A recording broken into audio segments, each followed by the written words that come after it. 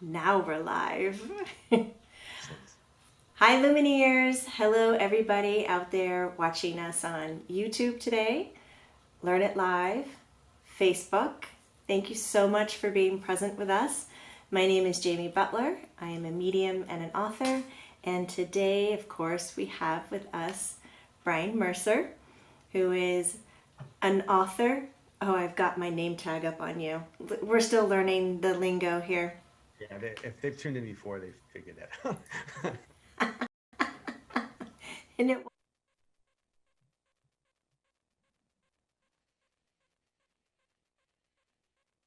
Right.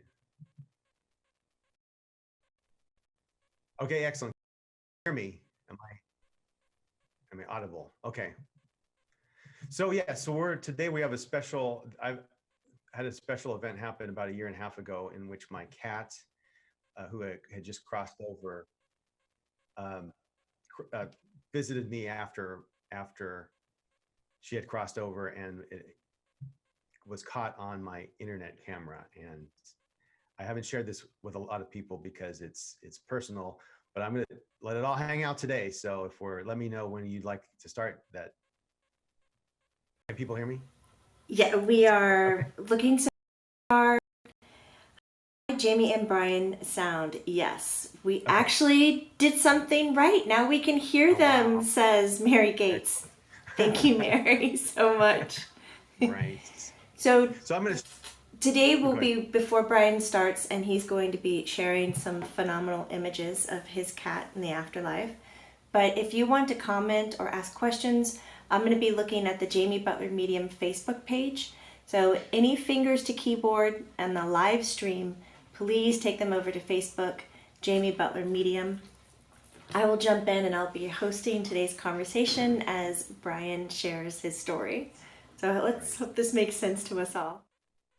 Right. So I'm gonna share my screen so we can get some images here. Let me know when you can see something.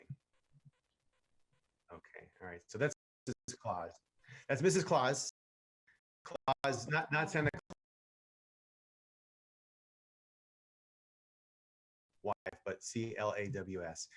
And this is a picture of her. And in this picture, she's like, I think 15 years old, and she is a Burman. And I want to talk a little bit about her and her lead up to crossing over because I think it will make it more impactful and I think it will make the images that you'll see make more sense.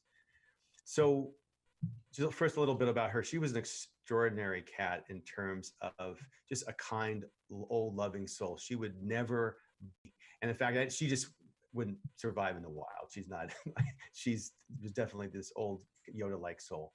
One of the things that was the kind of interesting about her is like it's lots of cats when you in the morning when it's time to be fed they'll come up and they'll bother you. Instead of doing that, she would actually get up next to me and she would make a chewing noise to say it's time for it's time for food, which I thought was very cute. And the thing to say, and this maybe TMI, but so when I kiss her sometimes on the head, I would make a like cute kissing noise, and I'd started doing this the last couple of years of her life, and then one time I noticed she was kind of licking my hand, and she was making that same noise, and I was like, what is? Oh, she's making the kissing noise. It was just phenomenal.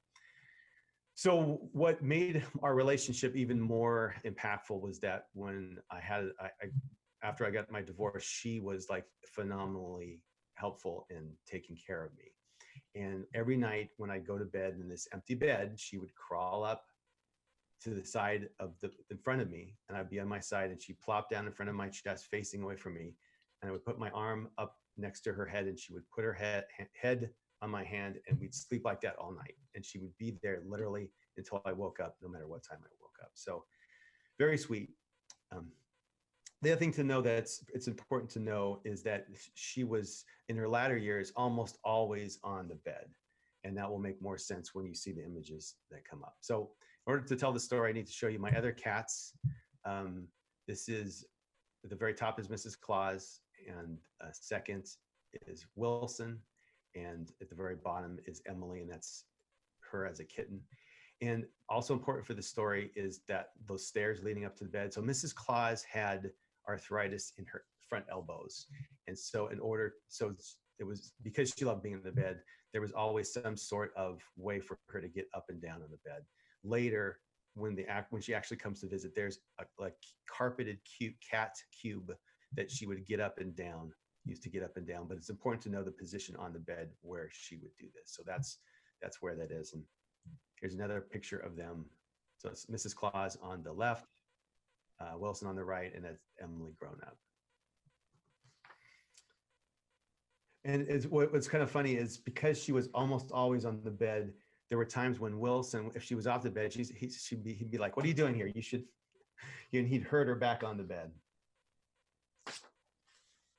So here, this is Mrs. Claus. So this is taken in January, beginning of January 2018, just before she got sick, and she was apparently fine. She's 16 years old in this picture, so obviously she's not going to necessarily live that much longer, but there was no indication that she was ill, other than that for a couple of years she had some lower GI issues for which she was on medication, but there was nothing inherently wrong, except that in the months leading up to this photo, I noticed her fur started to get mats in it, and no matter how much I combed it out, they would get, and that happened to my other cat Lucy when she was ill, and so I was a little bit worried that that was kind of some indication that something was wrong.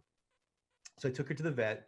They did blood work and everything was fine, but they shaved off her mats, and I wanted to show you a picture of her. This is like a week later after they shaved off her mats. She's lying down in front of the fireplace, and you can just see she's a little bit ragged looking, but otherwise she seemed pretty healthy. Everything was going well. So now we're in second part of January. It's third weekend in January. It's my birthday weekend. And I noticed that she wasn't eating. And I noticed that she started having a little bit of diarrhea issues. And then one day, I think it was the Saturday or Sunday, she was walking in the hallway. Here's a picture of it. And she just got tired and she just sat down and just didn't want to go. Just kind of laid down. It's very sad. Yeah, I know. And so this is Wilson. Wilson is a sweetheart. He came over to make sure she was okay. He was kind of licking her. And so that was concerning. So I believe this was on Sunday. My vet is closed on Sunday and Monday. So I thought, well, I should probably, this continues. I need to have her checked out. So because she was on the bed and I was working more from home these days, I would often set up an over the bed table on my bed, and Mrs. Claus liked to sit in my lap. So I would work and she'd be in my lap. And that Monday, and here's a picture of it, she was sitting in my lap. You can kind of see the over the bed table above. And she was just sitting there like normal. But I noticed that she was kind of dehydrated. And one of the things you can do is if a cat is dehydrated, you can pinch the scruff of their neck and let it go. And if it doesn't immediately go back in place, if it's kind of sits up like a little tent, that's an indication they're dehydrated. So I noticed that, and I thought I need to definitely tomorrow I'll make an appointment for the vet. And just coincidentally, I got an instant message from a coworker who's also a cat person, and I mentioned it, and she said, "You need to take her to the emergency room right now." And so suddenly I was all alert. I took her in, and in fact, they said that she was dehydrated, and they did some tests, and they did blood tests, and they found that her red blood cell count had gone down precipitously low. And they said the only way, like a week or so before, she had this perfectly normal red cell blood count. So they said in order for her to have lost this much blood, she had to have a serious wound. And since they didn't see anything, they suspected that she was bleeding internally. And in fact, that's was probably why she had the diarrhea. So I was given the choice. They said the way she is right now, either you can put her to sleep now, or you can give her a blood transfusion, and it'll kind of perk her up for a little while. But the trouble is, because we don't know we can't get to whatever internal bleed is. And they had done some sort of X-ray, and they could see that her lower GI tract was kind of like all melting away in a way. So it was clear that there was no going to be life-saving surgery. So I could give her a blood transfusion and she'd be good for about a week. I could take her home, enjoy her for about a week. But they said, unless you plug, it's like filling up a bathtub without plugging the hole. Um, she would eventually be in the same situation.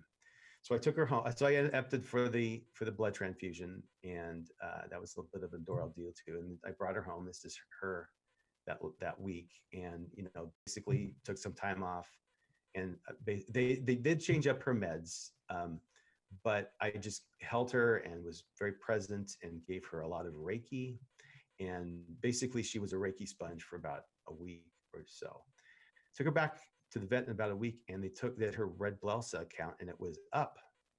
It had made it something. She was better. I don't know if the Reiki kicked in, but she was doing better. And in fact, she made it for another month, and then 2 months later, her red blood cell count was in the low normal range. But of course, she still had the diarrhea. She still, I knew that she didn't have long, and I was giving her all these kind of meds. So this next photo is the bed, and I set up a little bit. I called this Camp Claus because, so you can see in the middle of the picture, Mrs. Claus. I have a waterproof blanket on the bed. I've got her food and water. I've got a heated bed. In the background, in the center, you can see I was giving her fluids subcutaneously every couple of nights because of the diarrhea. She was being dehydrated. But I want to point out, this is important, that you can see that now the carpeted cube on the lower left-hand side of the image that indicates that's how she would get up and down. Okay, so she's confined here, and I'm embarrassed to say she had like 10 medications that had to be spaced out over 5 different times. And so I couldn't really leave the house more than 8 hours at a time, which was rough.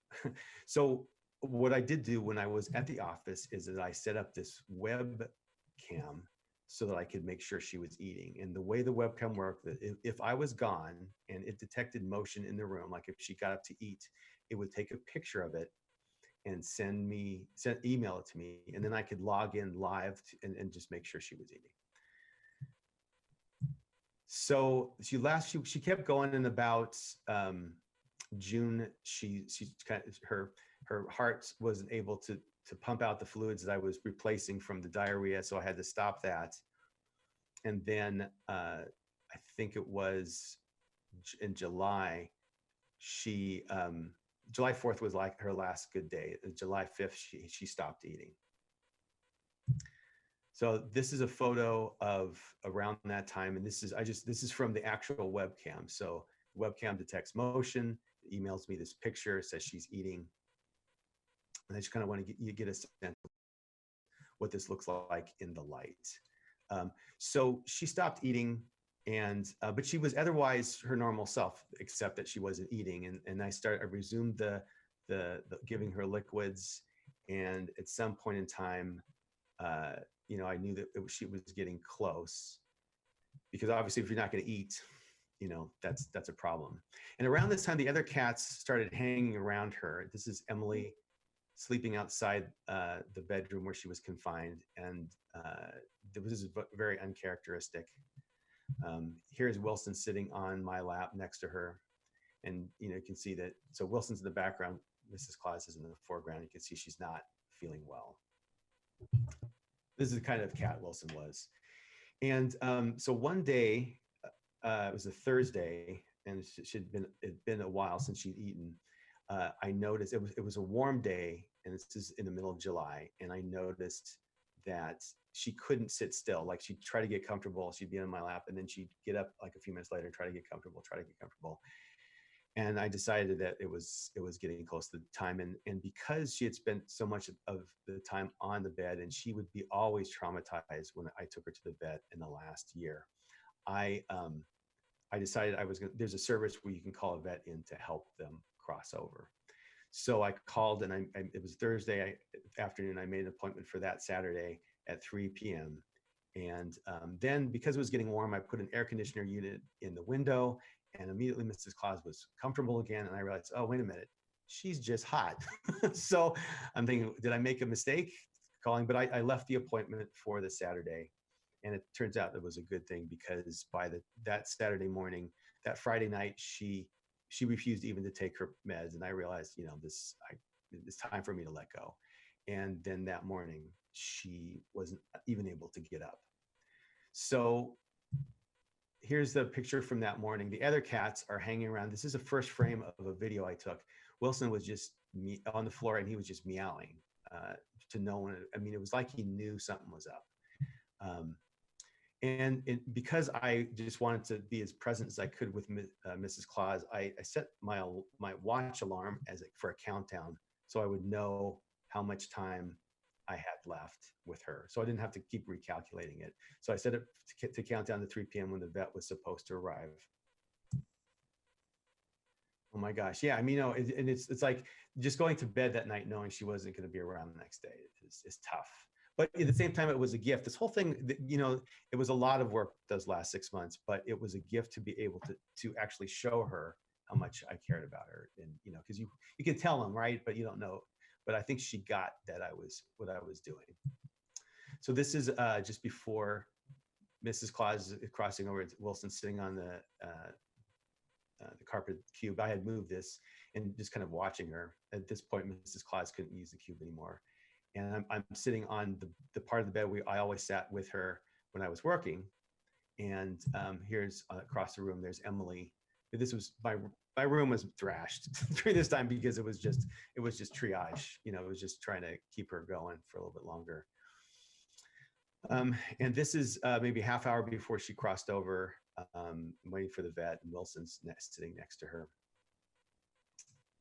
And this is the actual last picture taken of her when she was over. The vet arrived early, and it's like, if you're going to arrive early for an appointment, this is not one you necessarily want to do. And so, yeah, so she crossed over. It was very peaceful. I'm so glad it was in the bed. It was actually quite beautiful.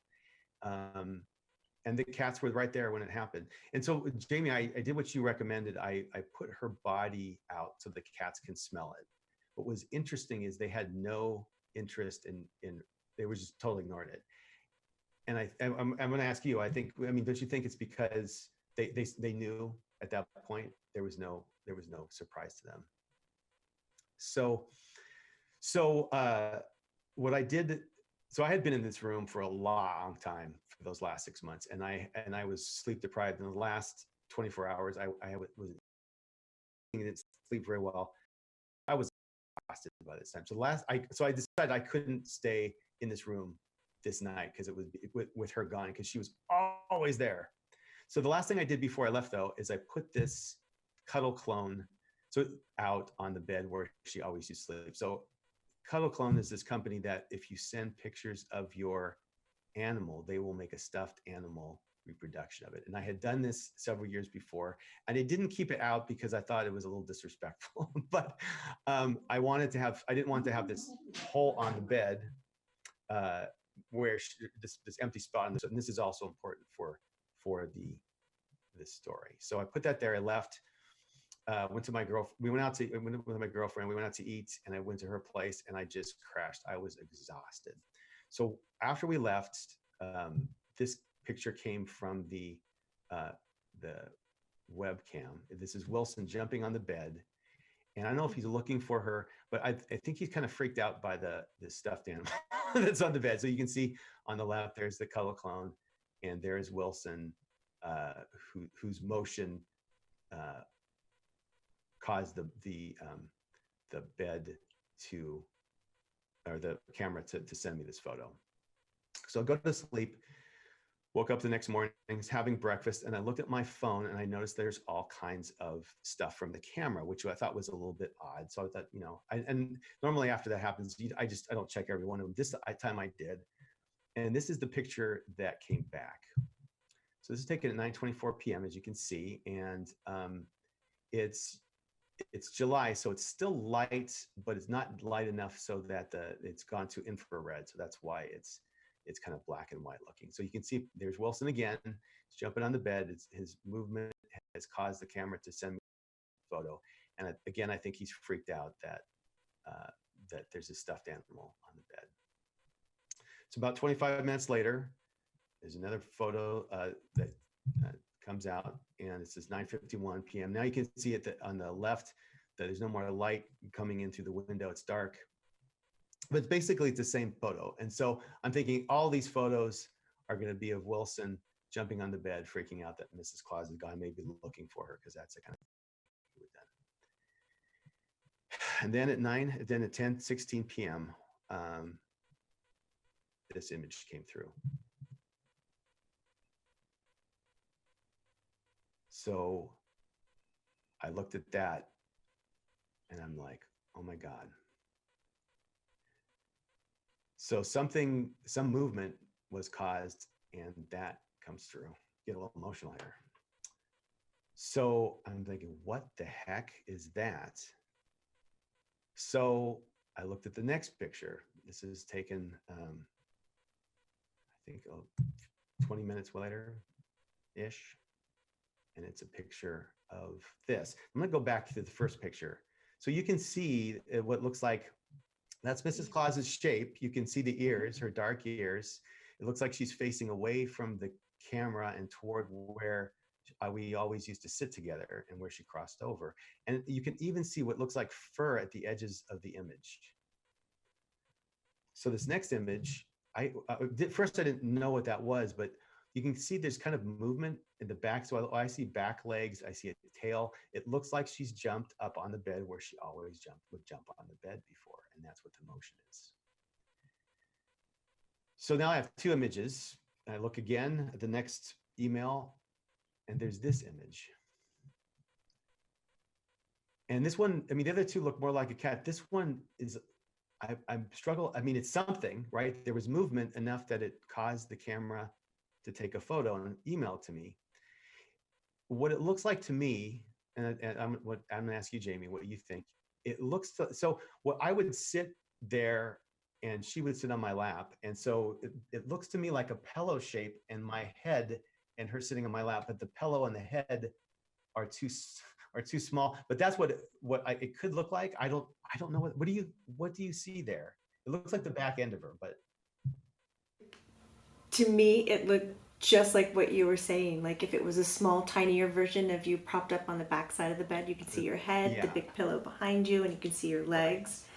right. I think it's her mimicking her favorite moments with you, Right. And putting them out there. That's kind of what, and I kind of feel bad I wasn't there to see her. But all day that day, I had been a friend had advised me. She said, ask her to let you know that she's okay after she comes back. And I didn't expect this. I don't know what I expected, but I didn't expect this. And then I think it was almost about 49 minutes later, this image comes through. It's the last image of the day. I don't know what this is, because this is just a blob of light. So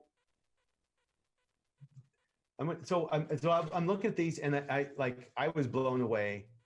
My girlfriend's blown away, and we're like, what could this be? So I had a lot of time. I've had a lot of time to think about this, and it's like I don't think it's dust, but I wanted to just so I've never had this happen before. So I had this camera in this room a while because I was had to go to work at times, and I was checking up on her. And since there was never any kind of imagery like this with this camera.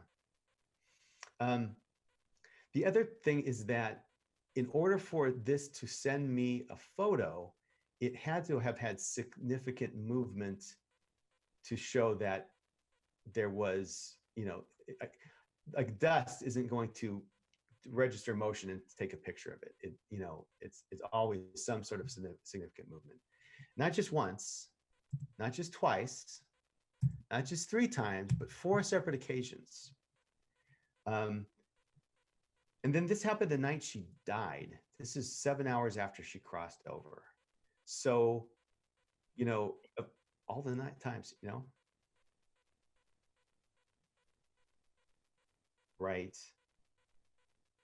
Right.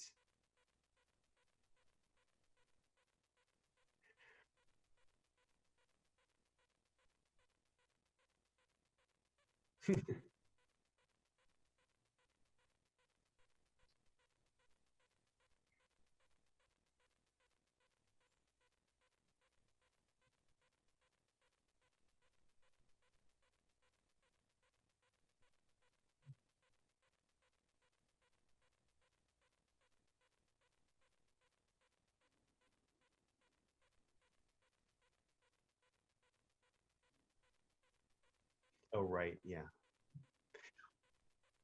Yeah. Yeah.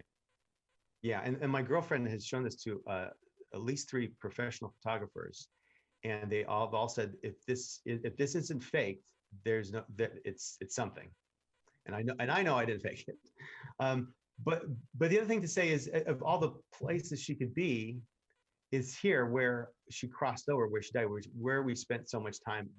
I mean, you know what I'm saying? It could have been up in the corner. It could have been if it was dust, you know, but the fact that it's in the right correct position. And then, I mean, that looks like a cat. That looks like a cat, right? It doesn't look like an orb or a blob of light. That looks like a cat. So I've done a lot of looking at these images, and so one of the things I did when a couple of months later is I put them. I was paging together, put paging back and forth together, and they kind of animates. Even though this took exactly 90 minutes for these four images to take, I just want to show you what it looks like when it's animated. It looks like she's moving. You know, I don't know what to make of it, but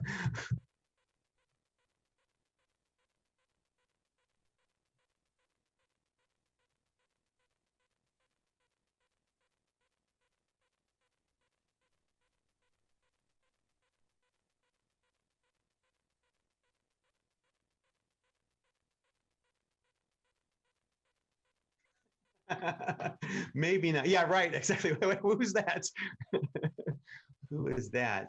The other thing I noticed too, when that I find interesting, just in terms from a little evidence perspective, I'm going to go back a couple. So here's Wilson jumping on the bed, and I want you to notice the wrinkles on the comforter, and then you can see that the bed covers have moved, you know. So obviously what has happened is he's jumped on the bed and walked across it and made little footprint impressions. And so the pictures are different. But when you look at the pictures of this, there is no, because one of the things I've heard people say is, oh, it's one of your other cats and it's, you know, some light is shining on them. But there's no indication from the bed covers between these images that took 90 minutes to take that there's been any movement, you know, change in the covers. But between the Wilson ones, you can see that there are. So this absolutely changed the way I mourned for her, because it's like she was here. I actually framed the photos and I have them up on my wall. So when I get sad, I walk over to this photo, and I just look at and just remind myself she's around. Now, for another show, Jamie, I have photo evidence of her coming back on other occasions. Now, I have it. There were several nights where Emily saw something up in the corner of the bedroom, and I have photos and video of her studying this, and it's remarkable. And then I ended up buying a few months later, like watching, excuse me, the ghost shows, an EVP detector, because you know by then, Jamie, we were starting to work on the book. We were doing sessions with Maitland, and so I thought, well, I figured if she was around, that it would set off the not an EVP, what is electromagnetic frequency, EMF, excuse me, EMF detector, and it would there was this time when it did, and so I have some video of that to show on a future show. And finally, just so I don't end this on a total bumming note of all this crossover, here's a picture of, these are pictures of Mrs. Claus when she was a kitten. And here's my new kitten, Dandelion. So I don't have any direct evidence right so far that Mrs. Claus has come back, but there's one remarkable thing is that Mrs. Claus had a very unique meow, in that she would instead of meowing like normal cats, she'd go meh, and I and I would call it like a lamb's bleat is what it sounded like, and uh, Dandelion has that same voice. So so we'll see if she. I just got her, so we'll get an indication if she the same cat. Brian, this is so incredible. So I switched views, and let me know if you can hear me, but I was reading comments because I thought some of these were so spot on, where Susan Weaver was saying that it looked like Mrs. Claus wasn't impressed with the cuddle clone. And so when she was jumping up on the bed, maybe she was dancing away from it like a little spring chicken. Right. Marshawn, hi Marshawn. She's saying that is definitely her and her light body. And she's saying, which is a great reminder for all of us, is ask her to give a sign and she will give another sign. So you did mention that you brought out the electromagnetic reader, and you're going to show us some video of that. Simple, yeah. Oh my God, I can't wait for that. Even the body, Tina Godin, even the body, the shape of the blob is just about the same, like circumference of her body and the living. Exactly. Like if you were to put those two photos together, she goes, that's what's catching my eye. Exactly. In fact, the photo. So this photo here, you can see the way she's sitting. It kind of mimics the silhouette of this. Yeah, I mean, it's the right size and shape and placement on the bed to be a cat, right? And I just want to say, and not that I would ever do this. I mean, I didn't show this to many people. I haven't even showed this to most of my family because I was just very personal. But I have showed it to people who have lost animals, and it helps. It seems to help them. The other thing to say is, if I show it to someone, I can actually feel. Sometimes I can feel chills coming from their direction. It's like it washes through me. It's the strangest thing, and they'll say, "Oh, I just got the chills," and it's like I will have felt that happen.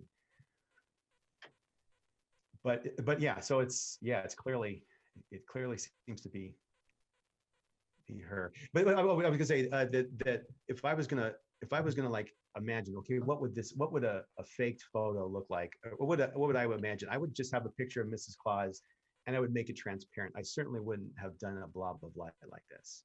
It wouldn't have occurred to me to do that. So, Hey, Brian, some people are asking, with your animals transitioned over, do you feel like they can come back and be your guide?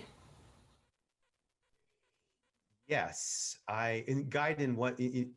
Well, after Lucy crossed over, I talked to an animal communicator, and she was giving me writing advice in terms of my next project. But so yeah, I guess I suppose that's true.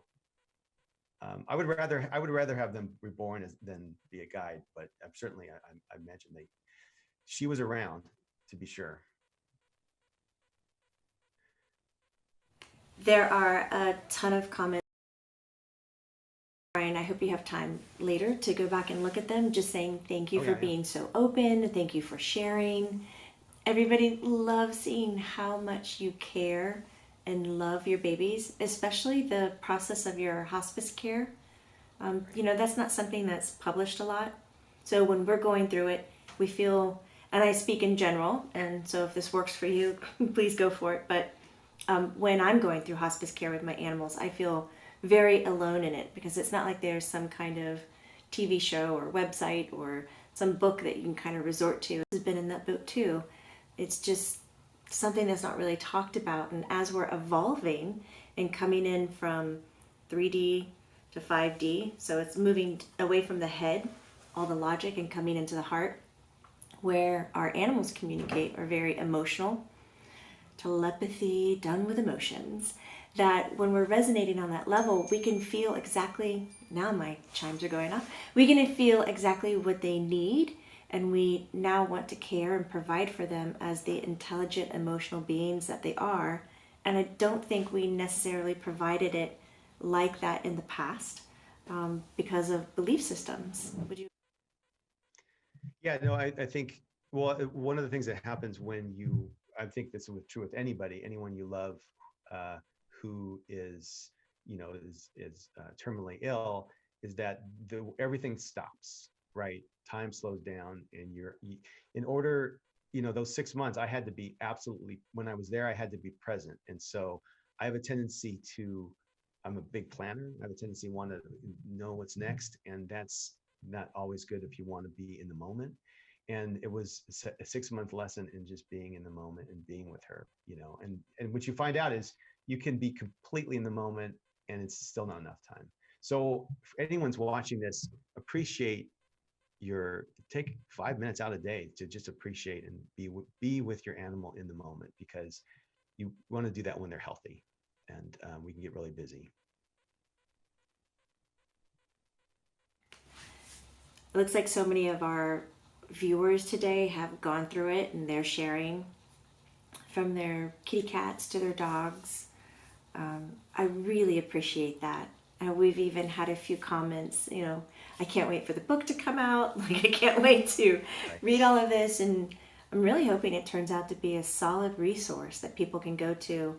And then paired along with all the blogs that Brian is writing these days, check out the website, animalsinthelight.com, correct? .com? Right. So I don't, yes, animals in light. And one of the things I've been working on my latest blog entry, and it's been a little bit more emotional than I anticipated. So I was writing, so I've been, the blog series I've been writing is about animals reincarnating. And I was talking about my own experience with Lucy reincarnating, and then now with wanting to have Mrs. Claus back, because I also asked Mrs. Claus in those last 6 months, hey, come back as another kitten. You'll have this new body. We can play. We can do stuff, and I promise to take good care of you. And so, but one of the things that you learn is you have to let go and let the animal come to you. You can't control that process.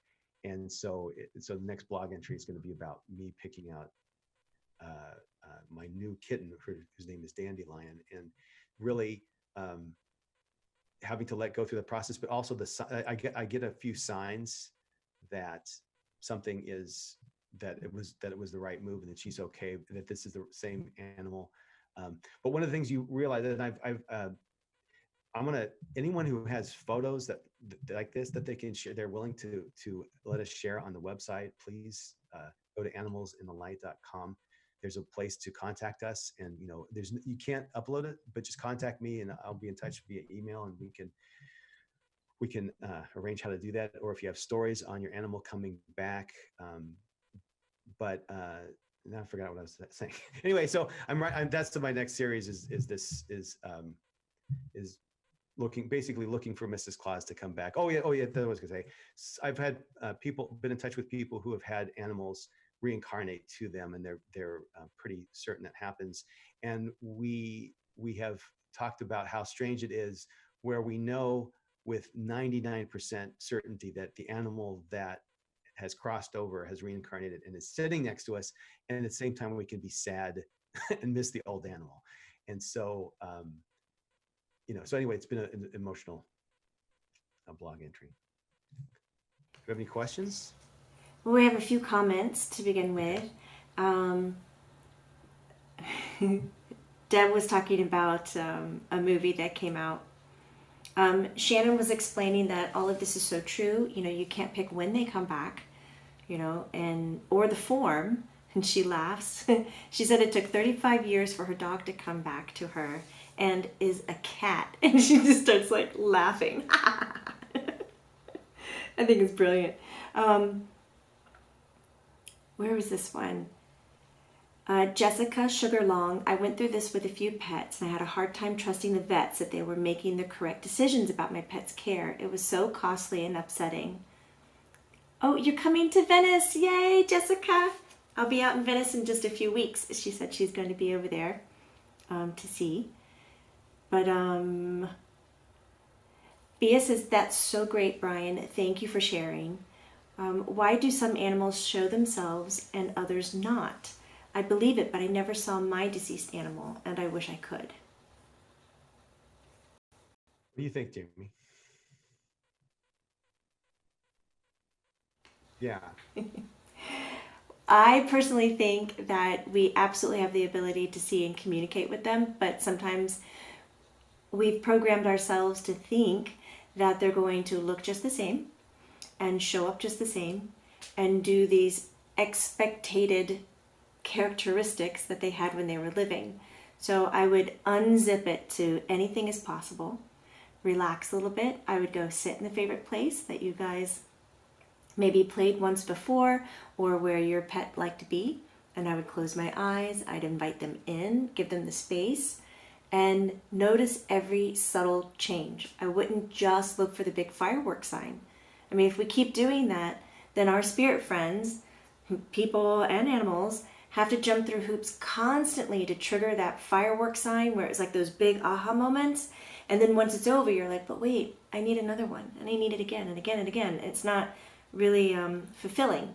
So when we start communicating like we're in a new kind of relationship, the new relationship that you can have with your spirit animal, your pet companion, your beloved in spirit, then it starts to feel more like you're in a new relationship rather than just hitting the bells, which somebody asked, can you explain the chimes again? Which you can't see. I'll try to bring them down next time. Maybe I'll set them in the center. Yeah, there's chimes above Jamie on her bookshelf, on the top of her bookshelf. They're like wind chimes, and they're hanging there. And every once in a while, they will just go off, and there doesn't appear to be any breeze because there's a plant next to them, and the plant doesn't move, but the chimes go off. Spirit loves hitting them whenever there's a big comment that we need to pay attention to, and it goes off night and day at really random. Sometimes super soft, sometimes really loud. I had one session in a reading, it went off almost 40 minutes straight, and I just about strangled it. I got up and I dismantled it. I couldn't take it anymore.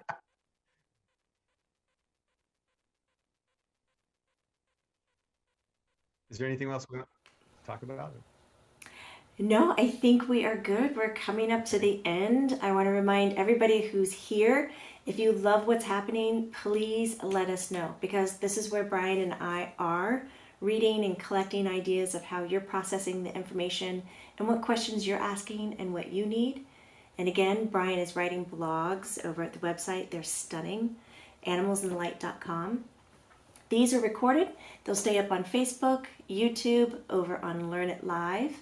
And please come back and watch them anytime you'd like. But stay in touch with us. I think next time, which will be in 2 weeks, is that right?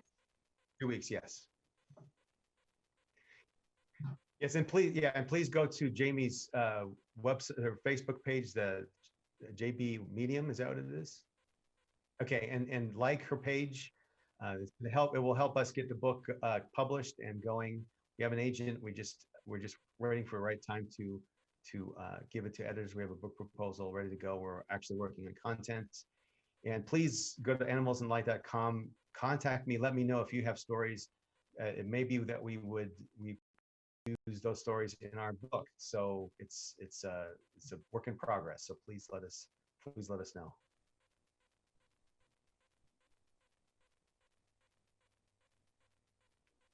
Yeah, thanks.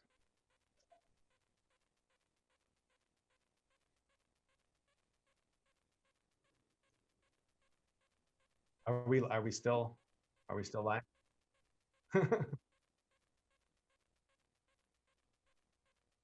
Oh, I see. Okay. All right. So is are people listening to this now, or are we? They are. Okay. I see. Okay. Well, this is the usual. I hope can we edit some of this before we post it? I mean, at least like last time we were okay. Yeah, it was maybe a little bit. It was like 5 or 10 minutes of raw at the beginning. Okay, well, no, at the beginning. Oh, right. No, that's right. That's okay. Uh, right. But are we still? We're, we're still going.